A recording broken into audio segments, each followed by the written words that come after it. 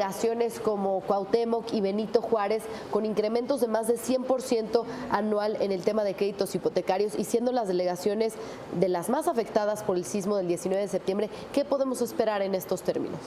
Aquí, eso sí, bueno, la Ciudad de México estaba teniendo un boom, ¿no?, en la cuestión de vivienda, y también en el caso de los créditos hipotecarios, bueno, dado de que la gran mayoría de las viviendas en el país adquieren financiamiento, una de las secuencias negativas del sismo ha sido que los bancos tomaron la determinación de detener, al menos de manera momentánea, todos los créditos hipotecarios, todas las firmas fueron detenidas, ¿no?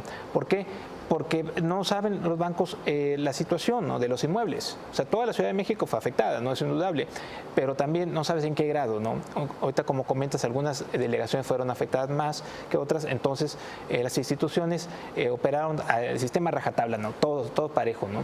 Aparte, yo creo que, como dice, pero estamos viendo un gráfico en pantalla en este momento. ¿Cuánto crecían por delegación? Esto es una tasa anual, variación anual de enero-julio 2017 frente al mismo plazo del año pasado. Exacto.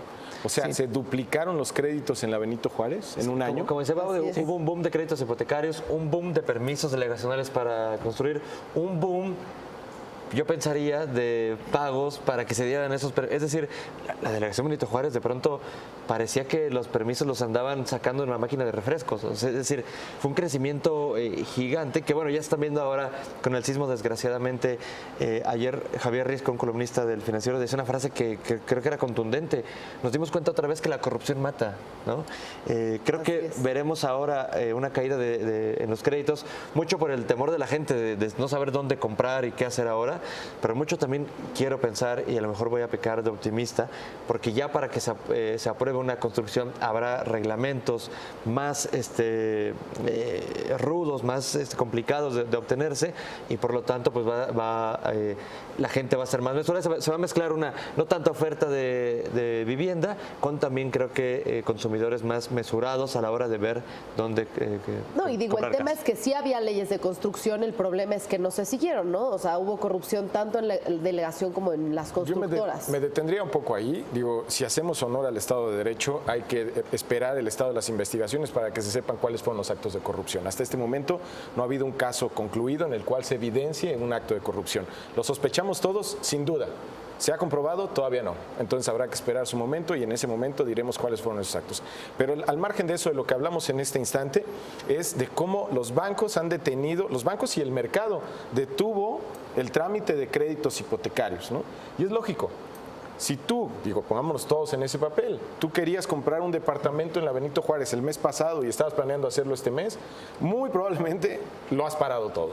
No quieres ni siquiera en este momento pensar en comprar un departamento hasta no ver cuánto van a valer esos departamentos, o en la Roma, o en la Condesa, ¿no? ¿Y en qué condiciones están construidos? Si están bien hechos, en fin, un montón de preguntas que quizá antes desafortunadamente no nos hacíamos, ¿no?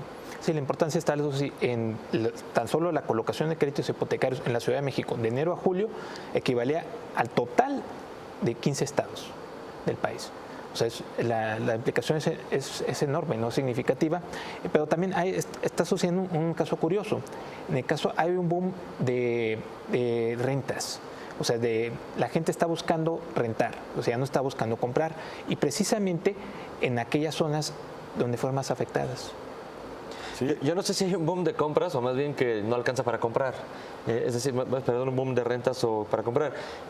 Seguramente conocemos a gente que renta y si tú le preguntas, oye, ¿no te gustaría más comprar una casa? No, por supuesto, pero no es tan sencillo, ¿no? No, el disparo que tuvieron los precios de la vivienda en esta Ciudad de México es impresionante. En la Benito Juárez, la Sociedad Hipotecaria Federal tiene un rastro de que en los últimos 5 años la tasa de crecimiento de los precios en la Benito Juárez es del 10% promedio. No toda la Benito Juárez se dispara igual, entonces podemos asumir que en las colonias que sí sucede, como la del Valle, por ejemplo, pues seguramente había casas o departamentos que duplicaban su precio en cuestión de 5 años. ¿Quién o qué mercado puede seguir un ritmo de ese volumen, de esa magnitud? Donde tú estimabas, por decir un número, 2 millones de pesos en un año para conseguir un departamento y 5 años después, pues resulta que necesitabas el doble, 4 millones para conseguirte el mismo departamento. Esa fue una burbuja, bueno, no sabemos si es una burbuja, pero se parece mucho a una burbuja que vimos durante los últimos 5 años y que el terremoto va a poner a prueba.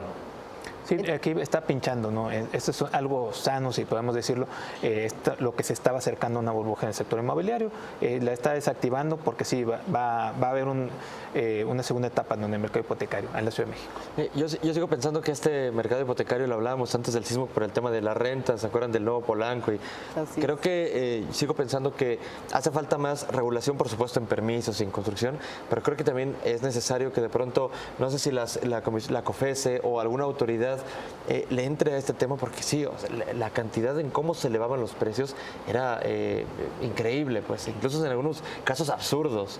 Entonces creo que sí se necesita que se actúe también para regular el mercado inmobiliario. Digo, regular es una palabra muy peligrosa. Digo, hemos visto lo que sucede en gobiernos autoritarios que regulan, sobre todo el caso de la vivienda. Nomás pensemos solamente en las rentas congeladas en el centro de la Ciudad de México y lo que pasó con esos inmuebles, ¿no? Yo creo que más bien, sí, si hay casos eventualmente en donde haya contundente prueba de que hay colusión, pues por supuesto que actúe la COFESE, pero si no lo hay, que el mercado actúe. Sin embargo, el mercado ya está actuando y lo que estamos viendo es que probablemente se abaraten los precios de la vivienda. Conclusiones. Este va a ser un parteaguas, sin duda, eso sí, yo lo considero, en el mercado hipotecario de la ciudad, porque la gente va a optar más por rentar y le va a pensar 2 o 3 veces para comprar, por todo lo que pasó y aparte por los seguros, que esa es una historia. Bien, Para otro capítulo. 10 Conclusión, segundos. bueno, siempre es interesante hablar de estos temas, pero yo como conclusión me quedaría en que no olvidemos todo lo que nos dejó el sismo, tanto en la tragedia como en ver a los héroes que hubo en este caso. Y aunque hablemos de esos temas, siempre me gustaría que recordáramos todo lo que estuvo, lo que nos dejó el sismo. Pues un momento para reflexionar en el sector inmobiliario en la capital de nuestro país. Hasta aquí llegamos.